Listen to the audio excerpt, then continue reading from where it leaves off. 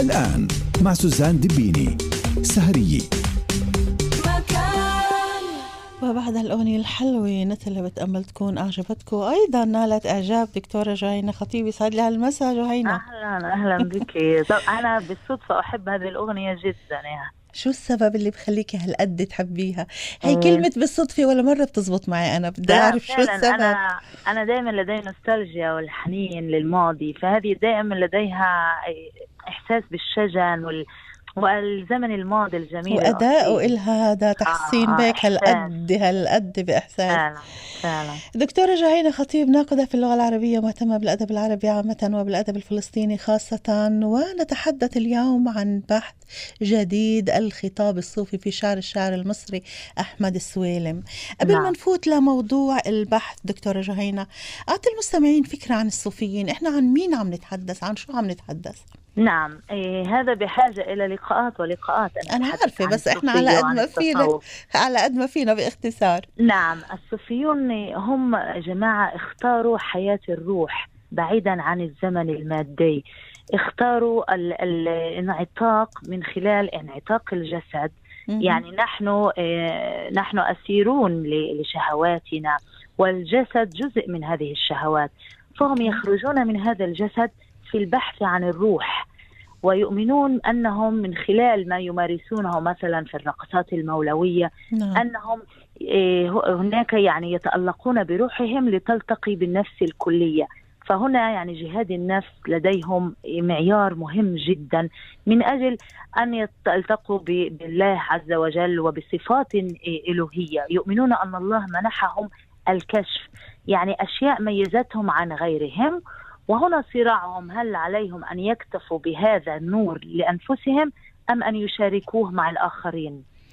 قديش تاريخ الصوفيين دكتورة جهينة؟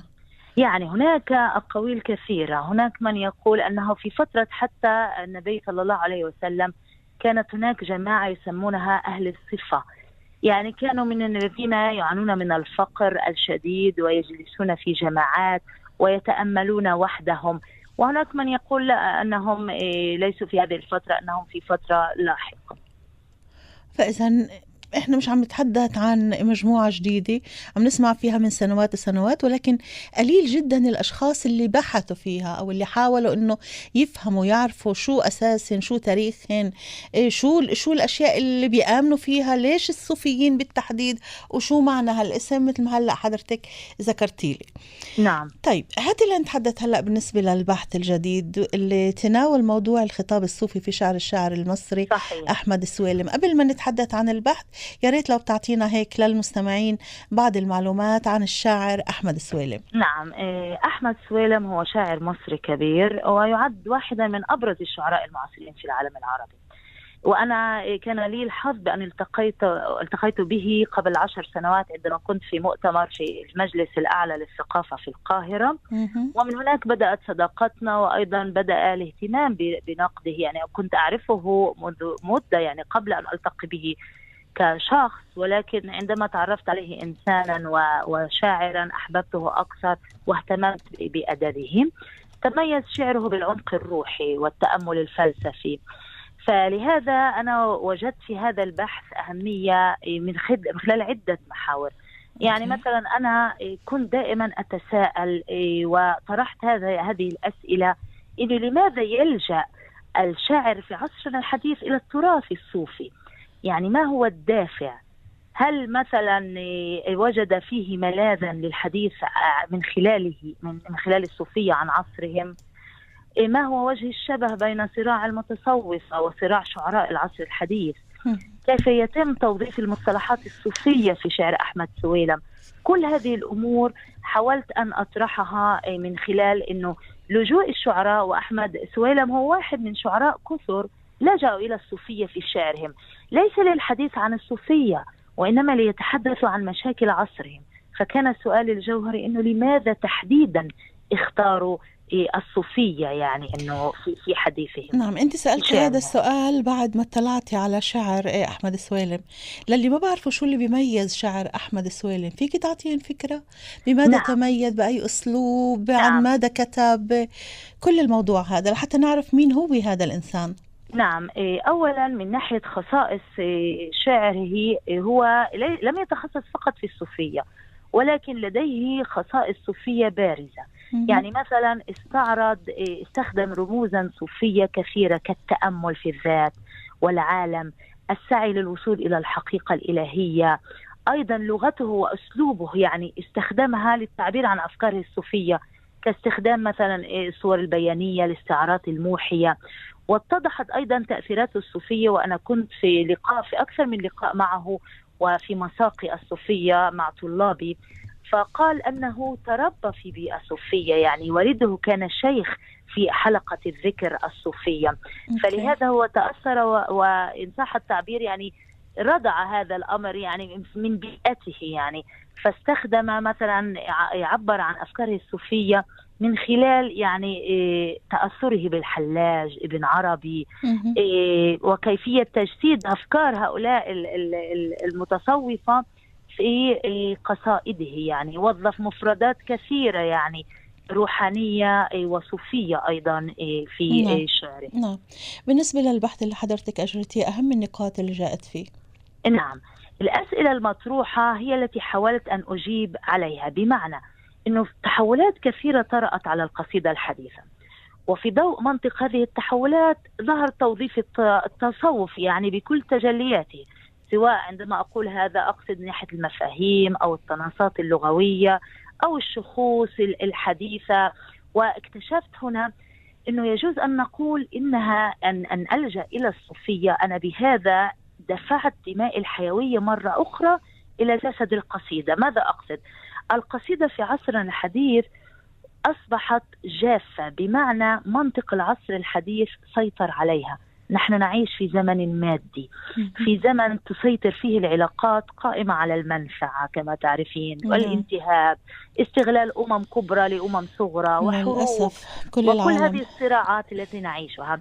فجاء الشاعر في العصر الحديث منهم أحمد سويلم، أصبح ينشد تغيير الواقع وهو غير قادر، يجد نفسه عاجزا على فعل شيء، فوجد صياغة القيم البديلة من خلال اللجوء إلى عصر خالي من المادة، هو عصر الصوفي. فكما حدث مع تجربة الشاعر أحمد سويلم، أنا أسميه هنا التخلية قبل التحلية، يعني سعى إلى التخلي عن القيم النفعية والزيف وقيم الحياة المادية من خلال الهروب إلى هذه المعاني الصوفية في شعرهم. هذه نقطة مثلا مهمة جدا. قضية أخرى إنه حاول أن يجيب عن الصراع الذي يعاني منه الصوفي. عبر عنه قبلا الحلاج كان يعاني من صراع كبير.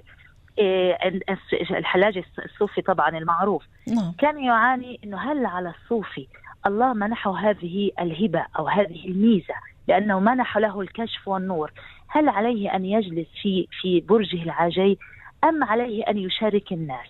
ودائما كانوا يقولون له لا، أنت ما شأنك، هذا تدبير الله، أنت عليك أن تستفيد من هذا لنفسك. ولكن هو دفع ثمنا لهذا الصراع عندما كان يرشد الناس ويقوم بتوعيتهم، فأدى هذا إلى صلبه، لأن الخليفة المقتدر في تلك الفترة لم يعجبه أنه ينبه الناس لاختيار الخليفة الجيد، وأن يعني يقدم لهم توعية لم يرغبها المقتدر، فاتهمه بالزندقة.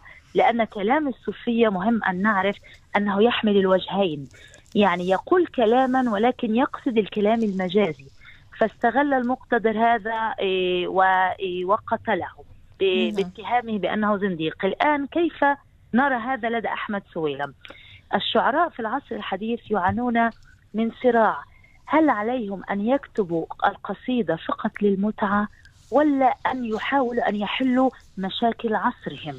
فهنا هذا الصراع حاول أن يجيب عنه أحمد سويلم من خلال شعره. عبر عن مشاكل سواء سياسية، مشاكل اجتماعية يعاني أنا منها بتمنى مجتمع. بعد هالشرح الكافي الوافي دكتورة جهينة إنه نعم تخلي مجال للمستمعين يحصلوا على هذا الإصدار، يقرأوا ويتمعنوا فيه ويكتسبوا معلومات اللي ما كانت بتخطر على بال حدا. نعم كيف نعم ممكن الحصول على هذا الإصدار دكتورة جهينة خطيب؟ نعم. أولا هو كما قال صدر في موجود، يعني بإمكانهم أن يكتبوا عن طريق جوجل، موجود في المجلة المحكمة، هي مجلة المجمع في أكاديمية القاسمي، وهي أوكي. مجلة قديرة جدا. وأيضا أضفت مؤخرا لكتاب الجديد اللي هو عبارة عن تجليات التصوف، فكان أحمد سويلم واحد من أكثر من 10 شعراء اللي قاموا بتوظيف الصوفية في شعرهم، فإمكانهم يعني هو إصدار بدعم من وزارة الثقافة، ولكنه أيضا دار عيساوي في كفر مندا لصاحبها الأستاذ سهيل عيساوي أيضا. نعم. شكرا انك كنت معنا، شكرا على هالمعلومات القيمة، ويعطيك ألف عافية على هذا البحث القيم جدا. أشكرك جدا. وأنا مش رح أنزل الكتاب، أنا بتمنى إنه الكتاب يوصل لي بأقرب وقت لحتى أقدر أطلع عليه، لأنه فعلا قدرت هيك تثير الفضول بحديثك حول هذا البحث. شكرا كثير. هذا شكرا الله لك. يسعدك. دكتورة جهينة خطيب، ناقدة في اللغة العربية، مهتمة بالأدب العربي عامة وبالأدب الفلسطيني خاصة. ألف شكر لك عزيزتي، يعطيك العافية. يا هلا فيك، تحياتي، باي باي، الله معك.